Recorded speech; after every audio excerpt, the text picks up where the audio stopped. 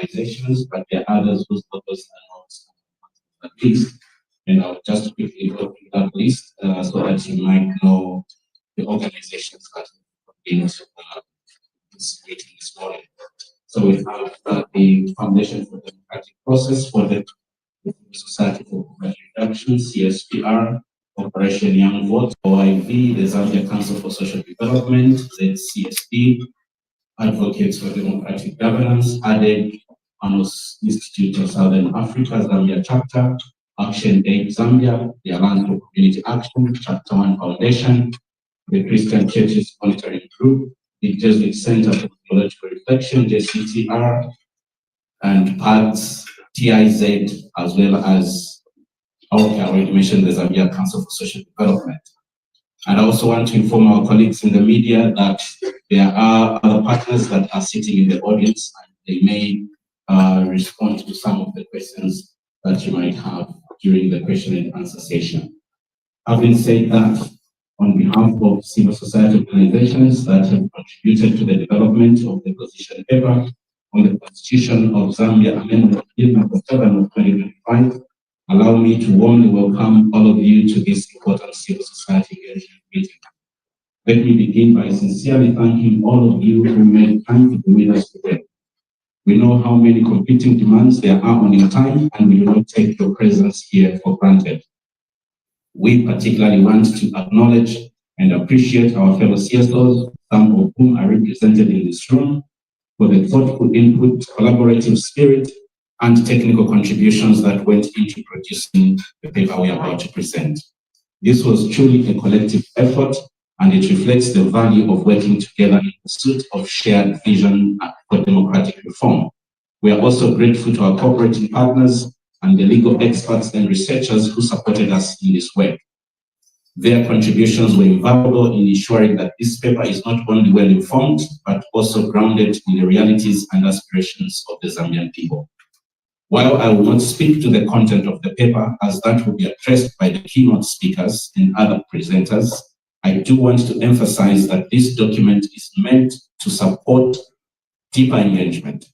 It seeks to offer detailed context to the concerns and proposals we have consistently raised as civil society, and to ensure that our advocacy is clear, credible, and constructive. Thank you once again for being here. We look forward to your reflections and to continuing these important conversations together. Good morning.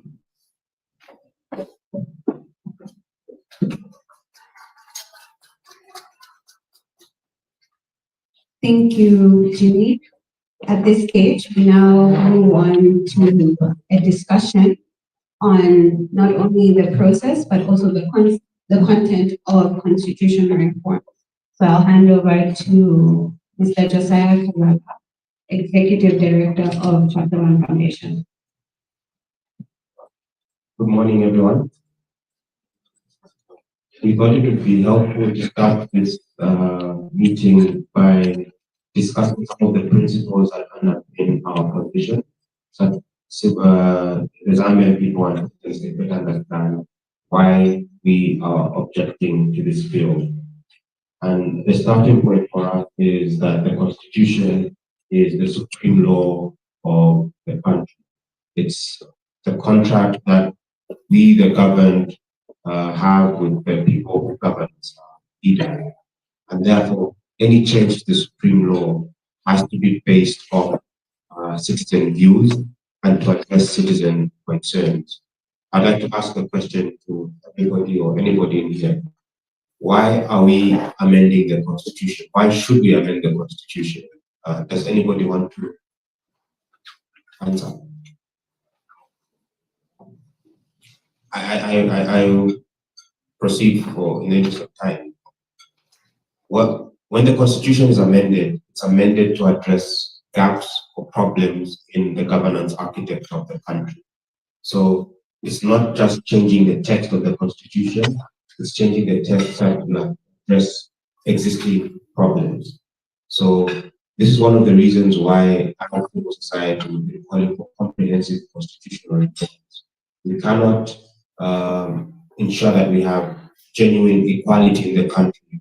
We don't have a judiciary that's independent or accountable to ensure that the law of the land is interpreted in a manner that ensures equality. We cannot have sustainable development if we don't have the governance infrastructure or the governance architecture to ensure that development is sustainable. So that's the starting point for why we call for comprehensive constitutional reforms. And in the process of amending the constitution, there are basic principles that should be applied. Amongst them are constitutionalism, good governance, and democracy.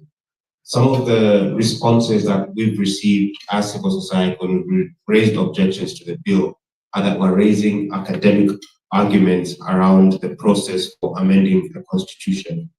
I would like to start by pointing out that the Constitution provides national values and principles, which I shall read out for the benefit of everybody here and those joining us online. Article 8 of the Zambian Constitution provides the national values and principles. It says the national values and principles include democracy and constitutionalism, human dignity, equity, social justice, equality, and non-discrimination. Good governance and integrity and sustainable development are some of those principles. The Constitution further guides that those national values and principles are to be applied in the enactment and the interpretation of law. So these national values and principles that I have just read out have to be applied in the process of enacting a law, but should also be reflected in the content of such law.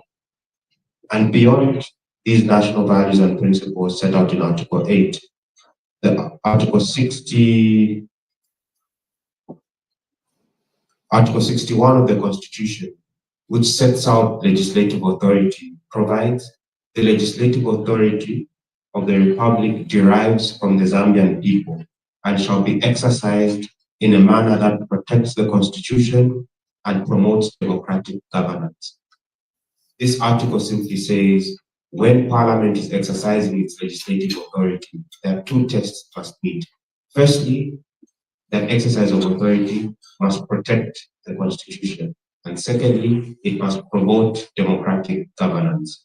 So we encourage those listening and those here to interrogate the specific provisions, especially as discussed when we go through the position paper, from those perspectives. How do these proposed amendments, promote democratic governance and protect the Constitution? So guided by these principles around how the Constitution or any law should be amended, we have the belief that the process of amending the Constitution has to be participatory, has to be transparent, and has to be accountable to the Zambian people, which this process isn't. Some of our broad concerns around the content of the bill are that they undermine our constitutional integrity. Secondly, they threaten our democratic governance, and the process, as I've highlighted, does not reflect public participation. We believe that any process to amend the Constitution has to be inclusive, it has to be transparent, and it has to be participatory. This is the only way that democratic integrity can be maintained. Any document, any law or constitution that comes out of a process that is not inclusive, transparent, participatory, that's the legitimacy required for a constitution.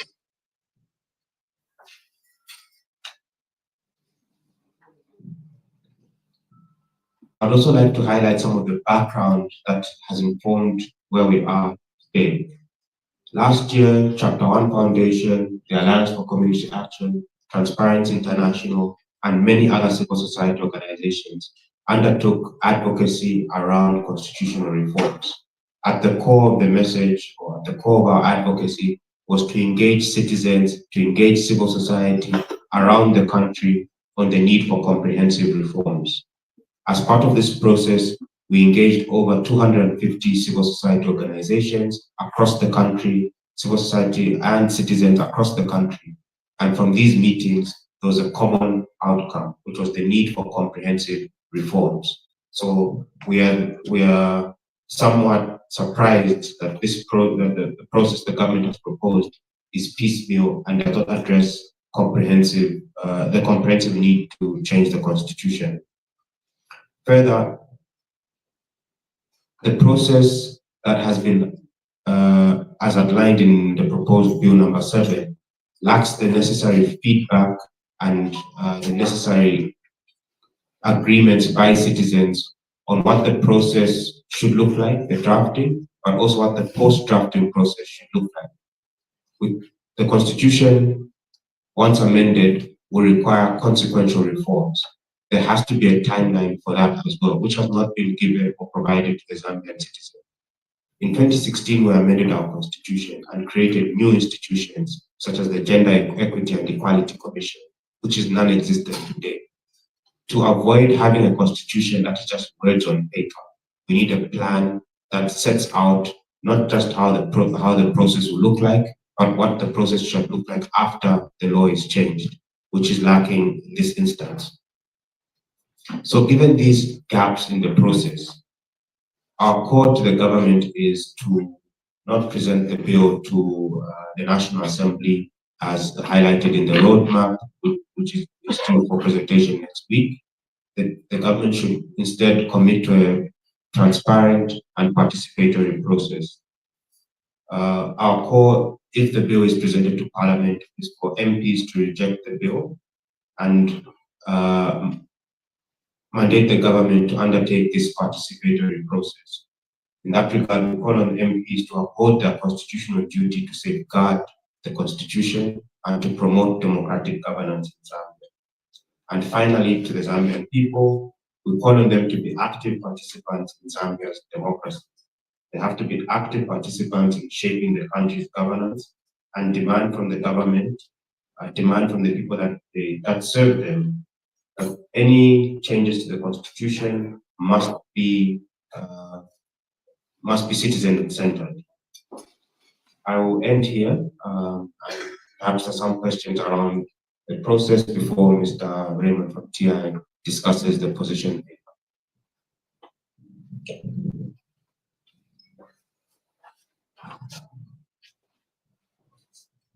Just to repeat, do we have any questions on the process and content of constitutional reforms, the discussion that we've just had?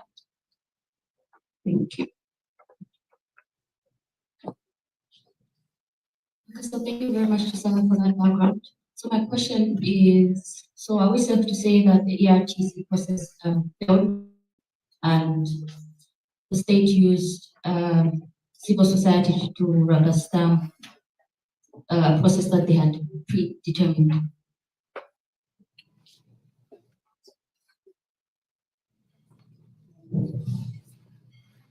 Any other questions?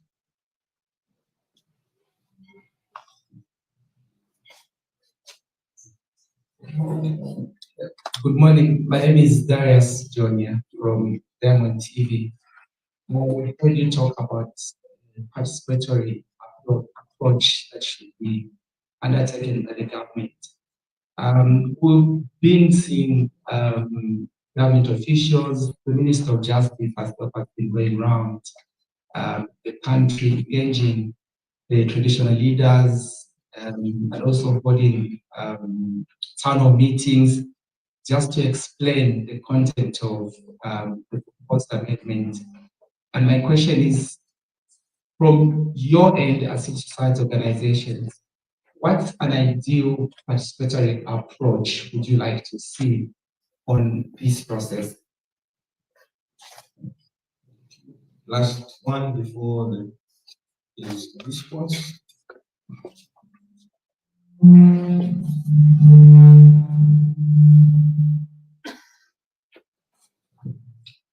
Good morning, panelists. My name is Boston Muvanga from FM.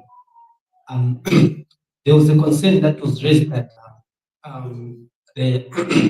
what the stakeholders are saying, the civil society organizations, that the citizens have rejected the bill. It's just your opinion, and you have not carried out any investigations to talk to citizens. Maybe are there programs that you have done to engage the members of public on this bill?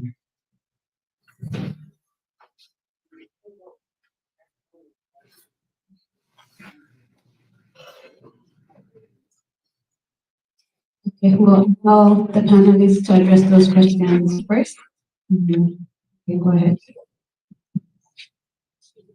Thank you. I'd be hesitant to call the ERTC process a failure. Whilst Chapter 1 had concern with the process, when you look at the report, there are several progressive recommendations, which, again, when you go back to the process, are not reflected in this bill. So that, again, speaks to the need for comprehensive reforms. And I think that could be a start. Again, also linked to the ERTC report is the lack of transparency that was characterized by, firstly, the final output of the report, which was released after the bill had been drafted. And once analyzed, firstly, government said that the ERTC report is the basis for the amendment. But when you look at the recommendations and what's in the amendment, they are not speaking or they're not affecting the majority of the recommendations made by the ERTC. Secondly, a big basis or a big reason that government has used to justify this reform process is the need for delimitation. The Constitution envisages that citizens will have the opportunity to challenge the decision of ECZ relating to delimitation. Now, the way this process has been designed, there will be no opportunity to challenge that decision. Why? Because ECZ say what they will publish is the Gazette. The Gazette will be published after the Constitution has been amended. The Constitution will be amended based off recommendations or a delimitation report that citizens have not had the opportunity to interrogate. And the Constitution also prohibits, you cannot challenge the legitimacy of the Constitution. That's a constitutional provision. So if the Constitution is amended based off a faulty or flawed delimitation process, then citizens are denied the opportunity to interrogate or seek accountability. On the consultations being undertaken by the Ministry of Justice, I think the start is the consultations have happened post hoc. They've happened after they were supposed to have happened. Citizens should have been consulted on, firstly, what the process should look like. Government unilaterally came up with the decision to have a three-phased approach, which is to deal with the non-contentious issues, then the contentious issues, and then have a referendum. And we assume that's the process being followed. Citizens must have been engaged on what the process of constitutional amendment would look like and agreed to that process. Secondly, citizen needs should have been placed at the center of the proposed amendments. You cannot fix governance challenges without firstly asking the people who the governance architecture is meant to serve what their problems are, on what we would like the process to look like. Like I've mentioned, the government has to engage citizens on what the process should look like. What is the ideal process? And this has to be in a transparent manner. The government has to engage citizens on what the content should be, the extent of the content or the extent of the reforms should be. And thirdly, citizens must be engaged in the process of directing what the drafting process and post-drafting process should be. So the long of it or the short of it is citizens should be at the center of every step of the process, which is not happened in this case. I will leave my colleague Jimmy to respond to the last question on what we as civil society have done. Right. Thank you, Josiah. I apologize for moving journalists' microphones. I don't like this, but in the interest of time, allow me. Thank you. So the question, I think, came from Boston to the effect that civil society is merely expressing our own opinions.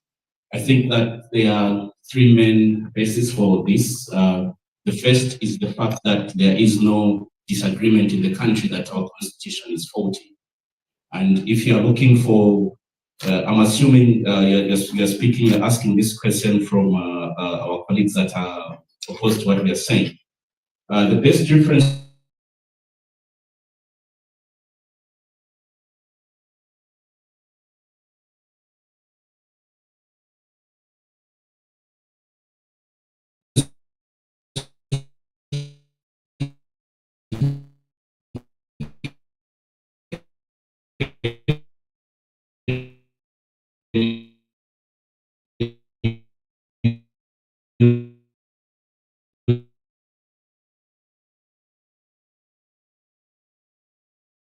which is actually the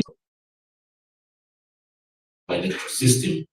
Secondly, they also articulate very well in their manifesto that the judiciary and the other wing of government, which is the legislature, are not sufficiently independent from the executive. And so they highlight those as problems. That answers the question of why we are calling for comprehensive reforms. In terms of whom we are speaking for or whom we are speaking along with, the organizations that are here have been carrying out town hall meetings well ahead of the government. And in those town hall meetings, people had been calling from as early as 2021. It is again on public record that this administration refused at the time to embark on constitutional reforms. Among the key quotations I can remember is one from, I think, the Honorable Minister of Information now, that this government has no appetite for embarking on any constitutional amendments. And severally, the government is on record as saying they are without appetite. Currently, what we are doing together with Action Aid, Chapter 1 Foundation, Transparency International Zambia, CCMG, and the ACA, we are still holding town hall meetings and what we call youth insakas across several districts. As I speak to you, we are coming from Isoka as well as Kanchibia, where young people are absolutely unaware of what is happening. This is a key governance document that is being produced in their name. For example, they're expressing shock to the effect that they are going to be represented by up to 12 youths in the legislature as proposed in Bill 7. Forget the fact that they don't know that there is a Bill 7 process happening. They don't know the content of Bill 7. So if you go to our Facebook pages, for example, those that would want to verify the information I'm giving to you, you will find pictures, you will find videos, you will find live streams.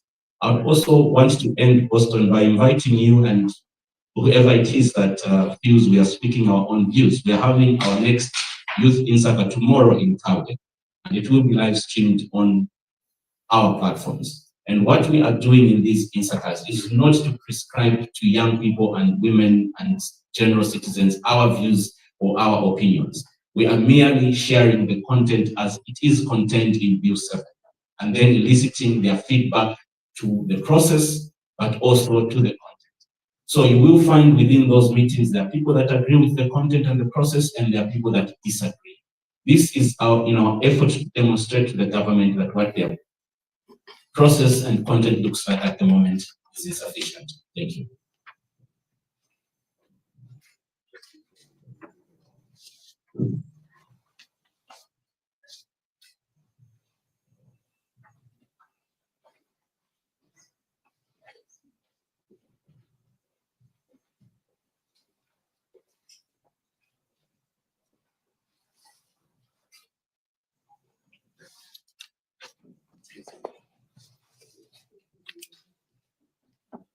Okay, good morning once again. Like my colleagues have indicated, when this process began, we undertook consultations among ourselves as CSOs. We also consulted other stakeholders, experts, but also we took time to review the bill. And arising from all these engagements and reviews, we are happy to share our position here. On 26th March 2025, the Minister of Justice, Honorable Princess Kasulu, announced the constitutional amendment process. The Minister provided the roadmap for the process and stated the reforms would focus on non-contentious issues. She further indicated that to avoid a protracted and costly process, the government would undertake the process premised on the requirements of Article 79 of the Zambian Constitution. According to the published roadmap, the constitutional amendment bill should have been published on 21st May 2025 and introduced in the National Assembly on the 24th of June 2025. The Minister of Justice duly published the bill on 23rd May 2025, 2 days behind schedule. Just to indicate, one of our concerns when this process began was that the process was ambitious in terms of time, and this actually confirms or agrees with our concern. The bill was published 2 days behind schedule. We're yet to see whether we'll stick to the roadmap on the remaining processes. The current government-led process mirrors previous failed processes from 2003 to 2005 at the November Commission and the 2007 National Constitutional Conference, in that the executive has controlled both the substantive reform agenda and the manner through which the voices of ordinary Zambians, civil society, chiefs, clergy, and others are heard and incorporated in the draft amendment bill. Experience from around the world demonstrates that a good constitution making process achieves two things. I think Josiah highlighted. It builds a degree of consensus among diverse political, community, and essential content of the constitution. And it fosters a sense of popular legitimacy, where text represents the will and values of the people and promotes the common good. Without these foundations, a constitution is merely a tool of power, wielded by the powerful. To support constitutional consensus and legitimacy, a constitutional reform process must be broadly inclusive and consistently transparent, with meaningful opportunities for a wide range of citizens to both understand and deliberate on the issues at stake, and to make submissions to government for the consideration within the amendment bill. We are of the view that the current process, as outlined by the Minister, falls far short of these standards. Public consultation opportunities are limited, sporadic and tightly controlled. There is no transparency in how the government will review or respond to public views to update the amendment bill prior to submission. No reports on the underlying justification for the amendment issues, nor the outcomes of the consultation process have been offered. Moreover, the issues selected by the government for amendment are not non-contentious. While some topics enjoy broad support for revision, the proposed solution lack popular support and suffer from technical difficulties. Other topics are highly contentious, as demonstrated by the significant concerns raised by citizens, political parties, and religious and traditional leaders. As a result, there is a danger that the proposed reform might be more focused on the short-term political interests of the ruling government rather than fundamental structural reforms aimed at improving democratic governance and human development in the country. It pairs these problematic provisions with a handful of desirable changes that, on their face, would appear to enhance representation and community development, but which in practice do little to achieve these aims or even run counter to democratic good practice. This paper reviews the major issues in the Constitution of Zambia, Bill number 7 of 2025. It highlights the major areas of concern in the bill to illustrate that, contrary to assertions by the government that the proposed reforms are contentious, they undermine democratic separation of powers and checks and balances, and raised serious implementation concerns, including by significantly raising costs of the public and through defective technical drafting. The amendment package and the entire reform approach needs to be rethought. Now we make comments to key issues in the bill number 7. Issue number 1, addition of the mixed member proportional representation system. Civil society and citizens have long advocated for Zambia's representatives and better reflect the diversity of the Zambian population. In particular, for Parliament and District Council to include the voices of women, youth, and persons with disability, as mandated under Article 55(1) C and D. In addition to multiple civil society proposals and regional and international examples of electoral mechanisms that would enhance the representation of these groups, the Electoral Commission Technical Committee report of 2025 calls for a mixed member proportional representation system for elections in the National Assembly. Based on a quota system for elections, the council will be based on the proportional representation system using closed party list of nominated members per ward, one of whom shall be a youth and comprise an equal number of male and female primary candidates.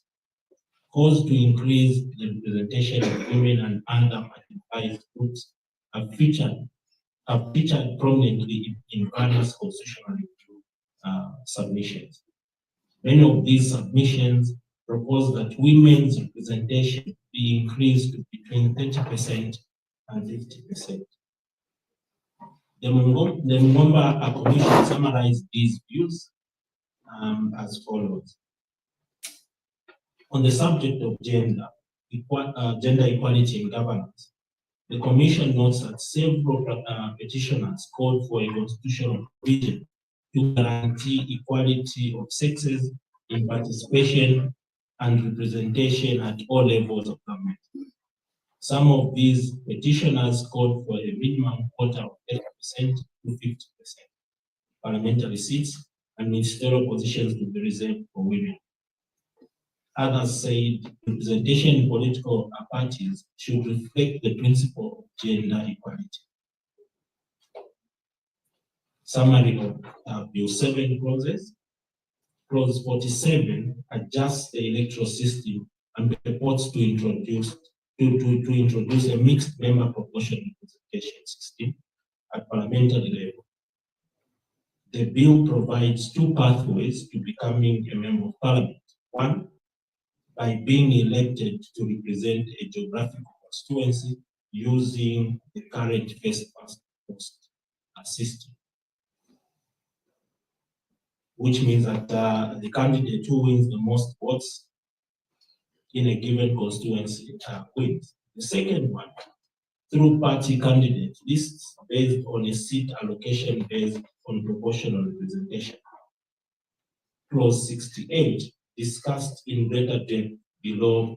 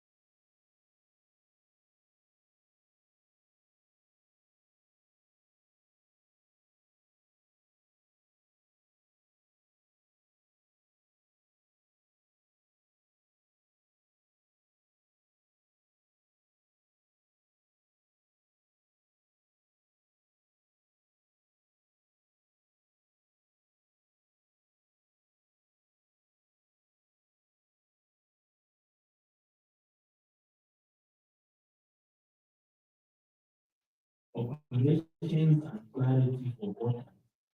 It is also unclear of the separate ballot, or indeed these separate ballots could be used for the PR studies to determine the level of support for political parties. One issue of women, youth, and persons with disability as a basis for the distribution of the additional seats. When considered together with the geographical constituency seats, voters may be faced with four distinct ballots on election. The government does not provide any analysis as to how it arrived at this election design proposal, the cost implications of additional ballots, and associated voter education. The lack of clarity in the amendment text cannot be remedied by subordinate legislation.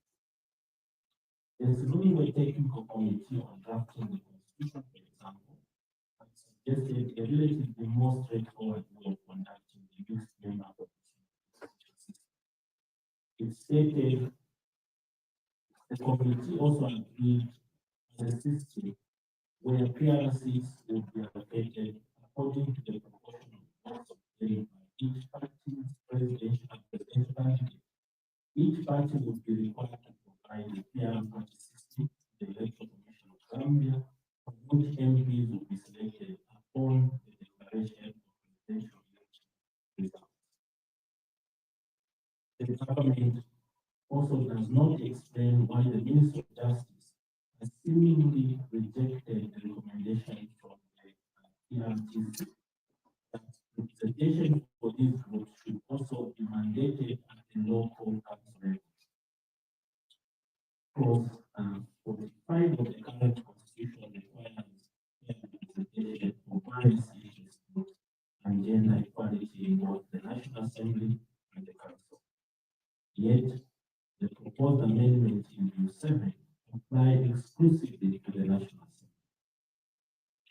Whilst we recognize and indeed have advocated for the need to increase the representation of women, youth, and people with disability in government at all levels, and agreed with the use of mixed member proportional representation system to mitigate the disproportionalities created by a simple majority geographical seats. These systems must be designed carefully to mitigate unwanted consequences and to remedy the prevailing challenges. Many countries have implemented these types of systems, none of which are perfect, and there is much to be learned by comparative experience. Unintended harms of the proposed approach in Bill 7 are well documented from comparative experience, and these include: one, incentivizing political parties to shift women candidates away from competing in geographical first-past constituencies and pushing them exclusively to the reserved seats in the PR system, thus reducing their political influence and representation over time. Research by the Hulu in Zimbabwe notes that the PR system in this case does not give women with special electability status attach women to geographical areas with the political purposes, nor does it provide uniform procedures to guide party nomination. The party nomination for these purposes, for these seats. He also notes that there is an unspoken presumption within the political parties that if the constitution provides for 60 seats for women, then the first past at the post constituency are designated for men. Since 2013, the number of women elected by first past the post constituency has declined. This was also noted by the ERTC when it stated that research shows that the countries with the lowest levels of female political representation have either a weak variant of the voting representation system, we are voting for party list and seats are distributed proportionally. The leading party receives extra seats as a result of reaching a certain level of threshold or a majoritarian system. Number two, operating as a ceiling on representation for these groups other than the floor of minimum representation. The 20 seats reserved for women will be less than 8% of the total number of the National Assembly. The 12 seats for youth will be less than 5%, and the 3 seats for people with disabilities will be less than 2%. Number three, incentivizing parties to push PRD list candidates to expend resources and political capital to campaign for mainly men candidates for the constituencies, seats rather than their own names. And number four, limiting the ability of women, youth, and persons with disability on the PR list of building a constituency or from accessing constituency development funds CDM as access to CDM is limited to members of parliament with geographical constituencies. Additionally, the government has provided additional statements to the effect that 20 seats for women will be divided as 2 equals. This explanation is not reflected in the text of the bill and fails to address how the 12 seats for youth and 3 seats for persons with disability will be similarly divided by the text policy. Further, the proposed amendments do not address the underlying dynamics affecting the low numbers of women elected, nominated by political parties, or putting themselves forward to parties as or as independent candidates for nomination. The government has not advanced an analysis or study of different types of systems to demonstrate to stakeholders how it arrived at the proposed system, which provides the inadequate numbers of representation, how it will work, and how the world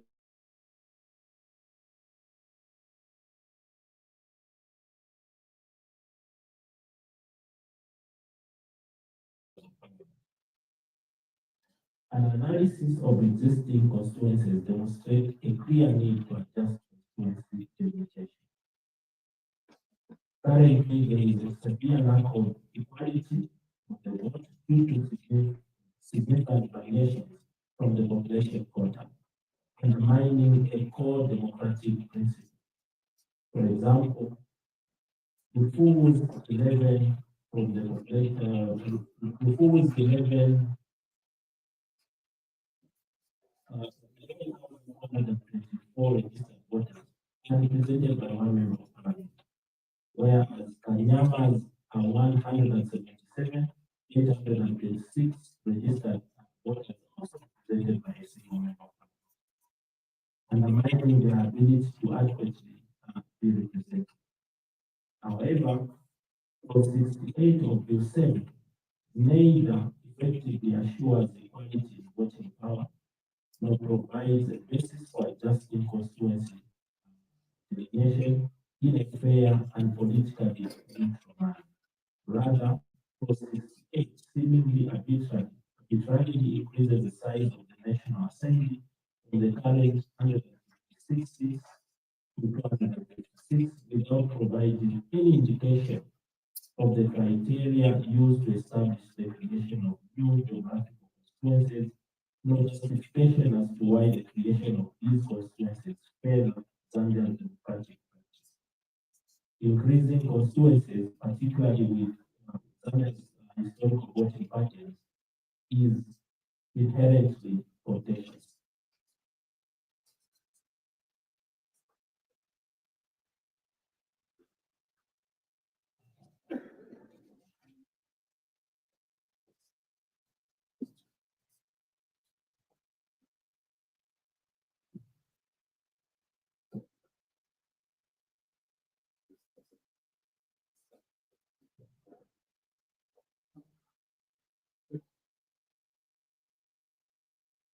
The power to draw electoral boundaries and to create new constituencies has profound implications for Zambia's, or indeed any country's democracy.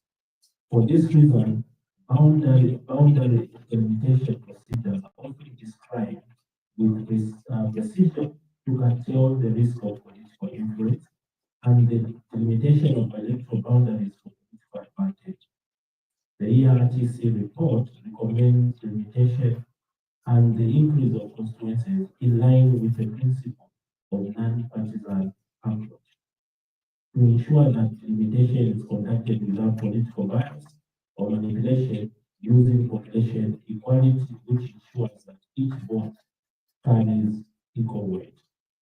No.7, however, attempts to increase the number of constituencies without any discernible basis and without legitimate justification.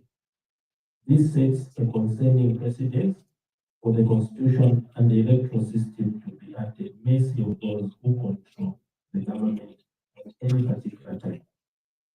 This situation increases the chances that any ruling party would limit constituencies in such a way as to ensure themselves a two-third supermajority for future constitutional changes. Issue number 3, increasing the number of nominated members of parliament. Among the other increases to the number of MPs, Clause 68E also provides for an increase in the number of MPs directly nominated by the president. And normally in modern constitutional practice, this clause further undermines the independence of parliament, increases the cost to the public, and arbitrarily increases the executive's power. The government has not provided a rationale for how this increase furthers Zambia's development and democracy.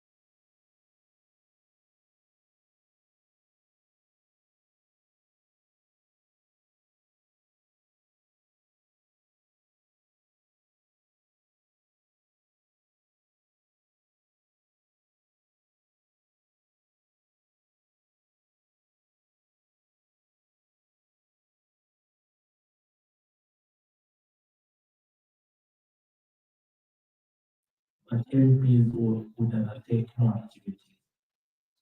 The current mechanism helps to level the playing field during campaigns and limits the potential misuse of state resources. No.7 proposals add to the cost to the public due to the need to continue paying MPs for this 90-day period, during which Schedule 7 they do not conduct any work on behalf of the citizens and on behalf of the nation. Benefits of incumbency at the very least and documented cases of abuse of state resources are real concerns for ensuring a fair campaign period, and the proposed amendment undermines this key priority for Zambia's democratic practice.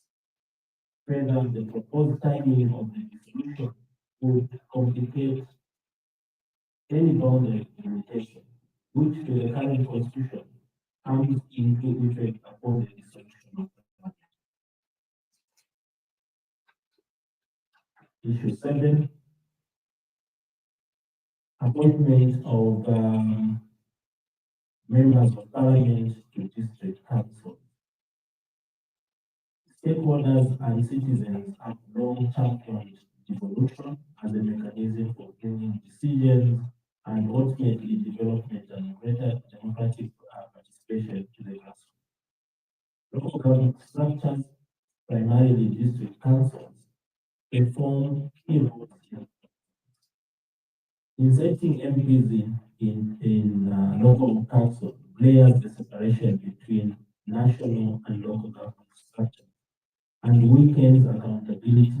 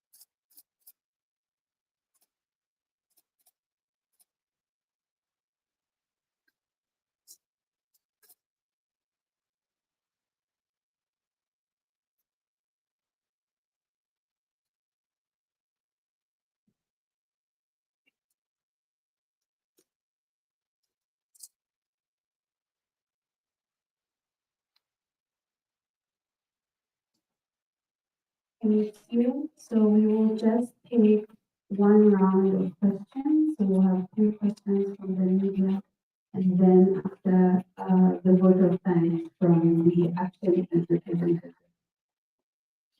Do we have any questions from the media?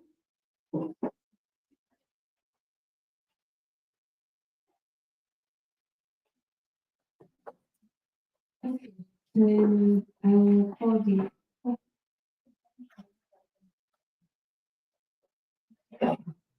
So my name is